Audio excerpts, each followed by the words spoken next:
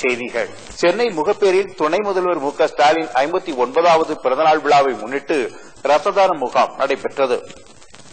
MMN மருத்துவமனையில் நடைபெற்ற இந்த முகாமிற்கு மாவட்ட செயலாளர் சிவாஜி தலைமை தாங்கினார். இதில் இளைஞரணி அமைப்பாளர் நீலகண்டன், ரமேஷ்ராஜ், மூர்த்தி, ராஜகோபால், ரவி, பாலகுமாரன் உட்பட ஏராளமானோர் கலந்து கொண்டனர். முகப்பேர் மேற்கில் உள்ள மார்கரி கூரியஸ் கலைக்கல்லூரியின் 14ஆம் ஆண்டு விழா நேற்று நடைபெற்றது.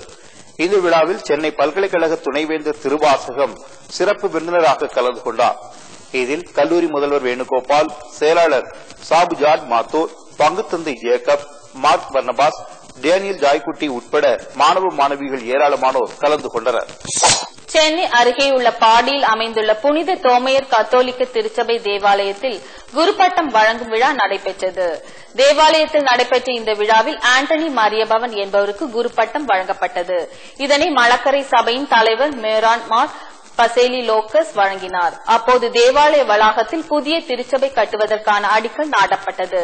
இதில் பங்கு தந்தைகள், ஆயர்கள், குருமார்கள் மற்றும் கிறிஸ்துவ பெருமக்கள் உட்பட ஏராளமானோர் கலந்து கொண்டனர். மீண்டும் தமிழன் தலைப்புச் செய்திகள்.